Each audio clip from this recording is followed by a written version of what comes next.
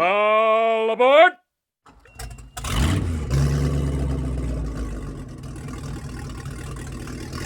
So we're here in the Morgan Museum. And look at this. That was hand-stitched by 3 women over 5 years. It's incredible. But this is a great little museum.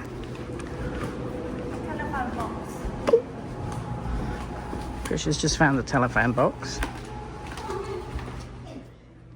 So what we've learned is William Morgan, a 19-year-old Englishman, came over and he was exploring the area in 1845, and he came across a group of Aboriginal people on the bank.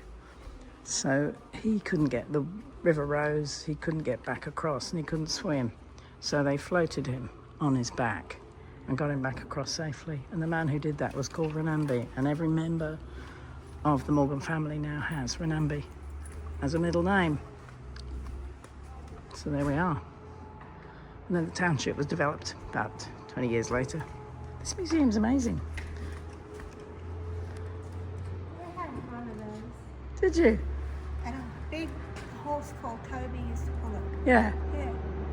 One of the Bailey. Cars. Back in the day. Yeah, Mum used to drive it here and there from the shed down to the house. Yeah. Yeah. Oh wow. I think he got bitten by a snake. Toby. Toby Oh. died. And here we have Patricia driving a steamboat paddle down the Murray. So let's see how she's doing. Well, she's doing quite well because I ran aground. Do you think your patients? Do you think your passengers feel comfortable? I think so. A big sandbar. Right, the sandbar. Oh, it could be in trouble.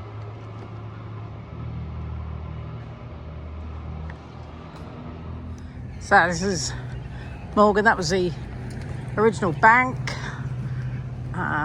Patricia just said if there's a caravan parked, there must be a cake shop, and sure enough, up here, I read earlier, these houses and the cake shop building are pretty much as they were. And down there is the beautiful Murray. Whereas the PS Canale is currently being restored. That iconic view, River Murray, paddle steamer, gum trees. So we're heading down.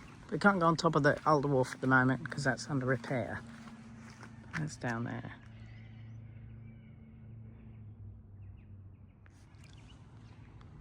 So this river has been flowing for over 600,000 years. There were humongous major floods in 1956. We saw the level at the Overland Corner Hotel. And I'm not sure if it was since then, but now there are locks in place. We've seen at least 4. Controlling the river, probably for irrigation as well.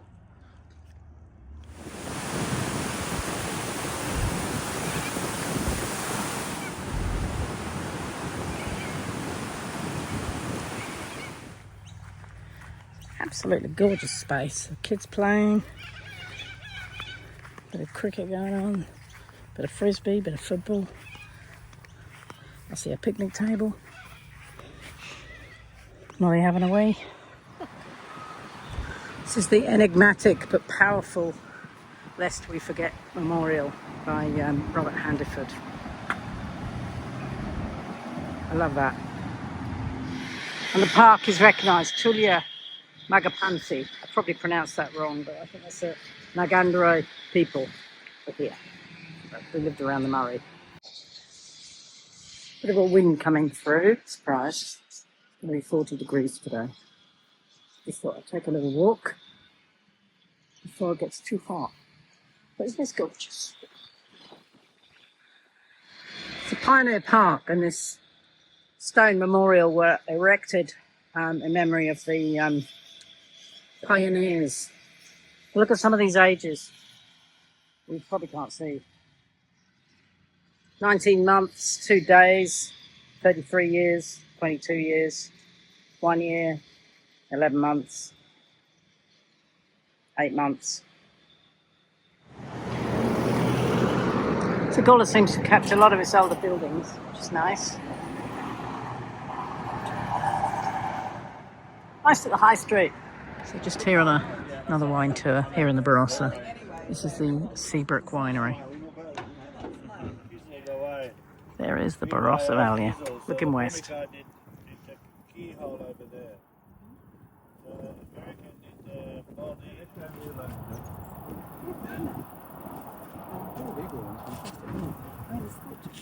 So I've come to Tanunda for the day, or Tanunda, I think it is. It's a very pretty little place. This is a Lutheran church. Very organised, very upright.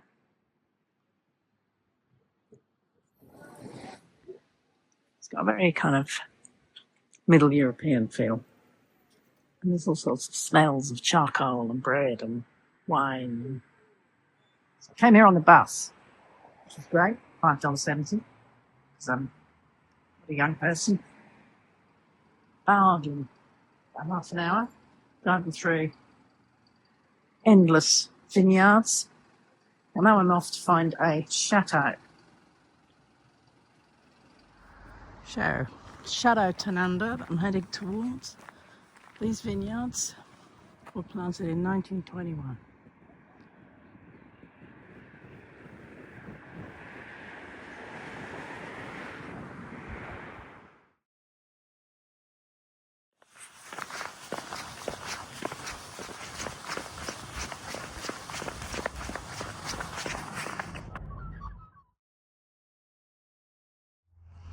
Well, that's rather lovely.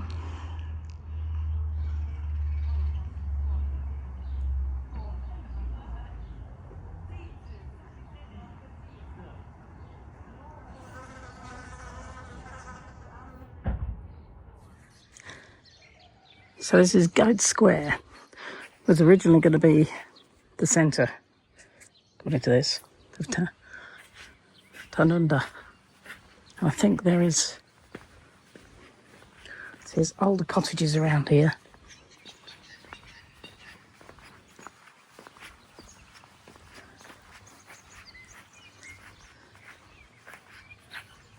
Artwork by Rod Schubert. You can't walk around.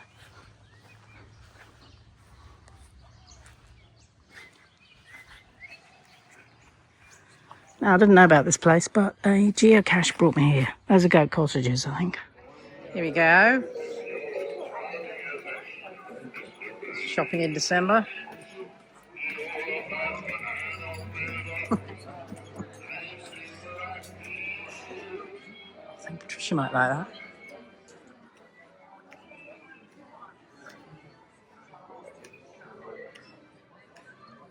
Let's see if I can find something for the van.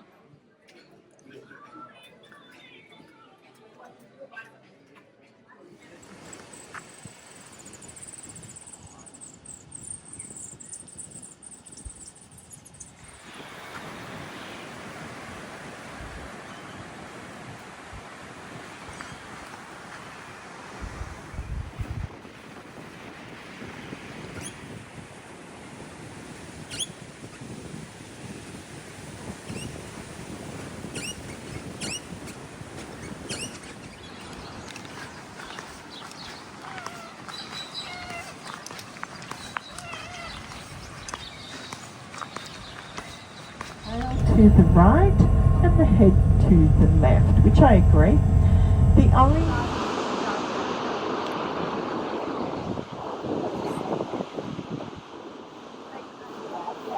That's why we have the...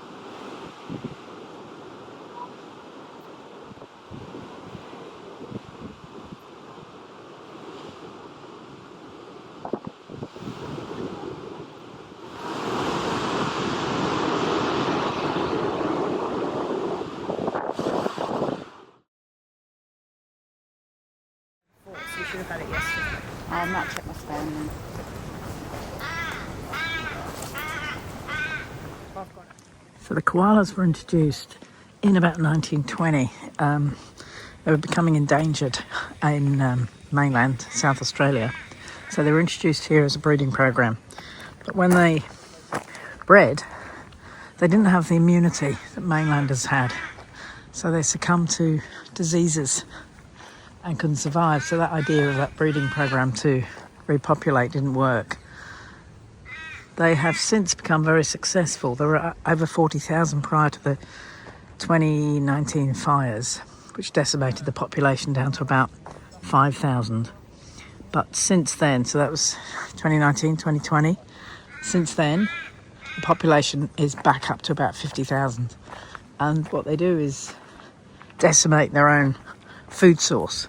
So there were areas where there are numerous dead gums where they've just eaten everything and killed the trees.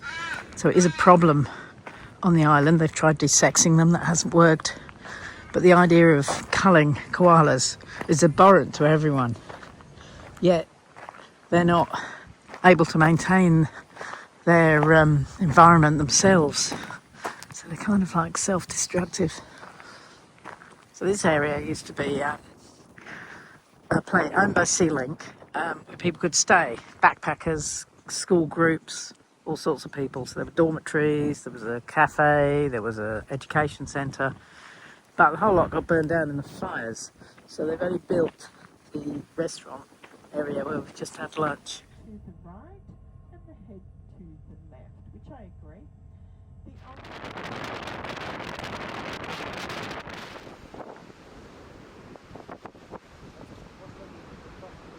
That is a colonized vessel.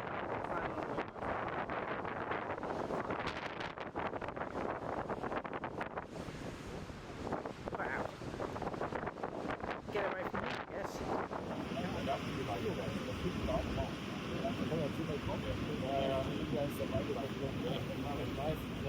Wenn ich wieder zurückgehorcht werde, dann wird das Nein, da kriegt es egal. Gut.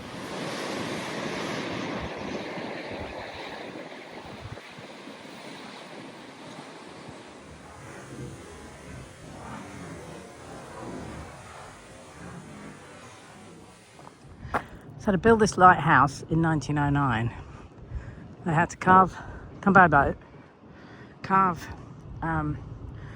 steps in the rock face, put up a block and tackle and haul every stone up here.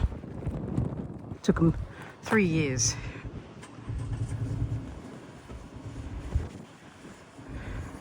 And they had to do it because several hundred lives had been lost in ships going aground.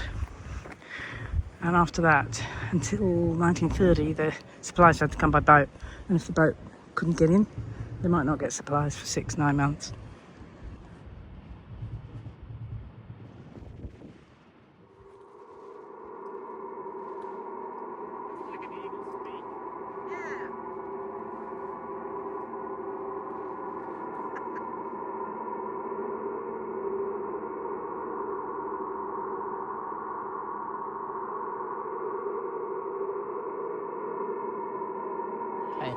This is me being chased by a swamp wallaby.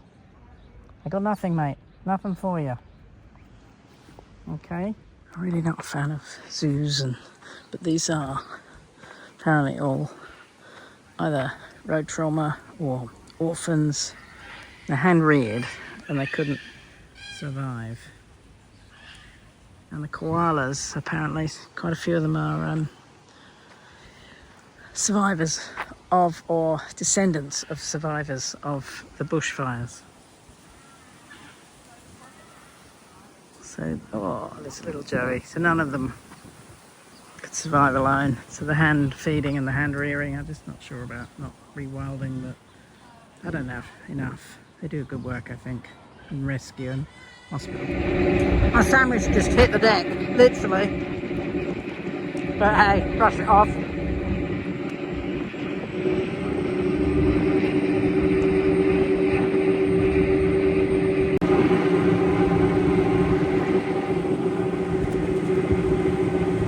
This is Warina Cove, Up there is a resort,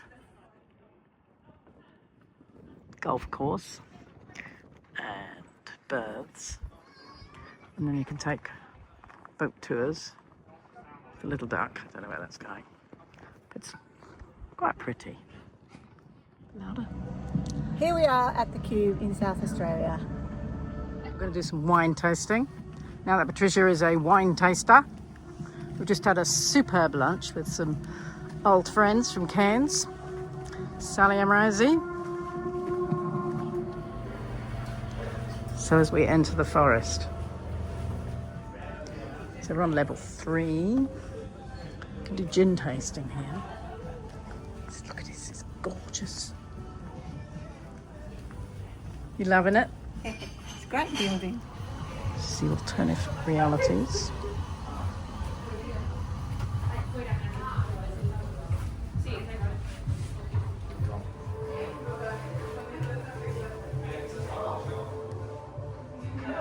I used to collect street cones. I think I should have persevered with my art. Not me. Not more fresh. So wine tasting $110 bottles of wine. Salvador Dali exhibition, everything purchasable. From 45,000 up to 2.5 million. And what else? Alternative Realities Museum. Good experience all over. And the toilets are second to none.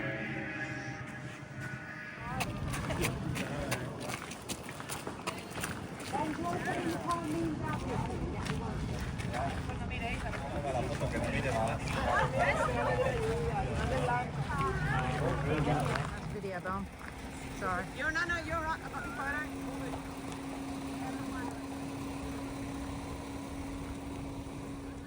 This has been terrific. Patricia has wanted to come here for a very long time.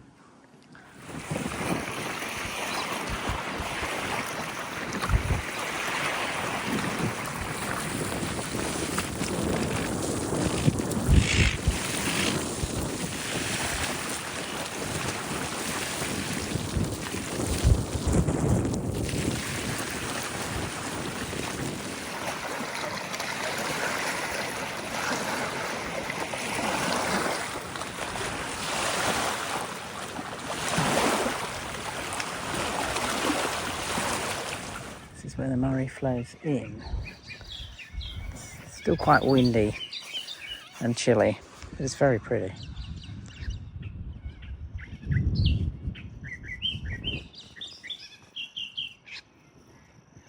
So we're out for a walk. Cold? Not too bad. Okay.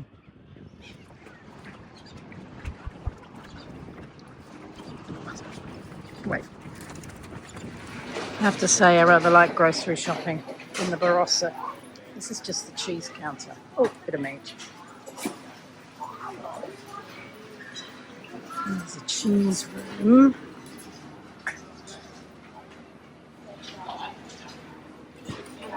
And then this.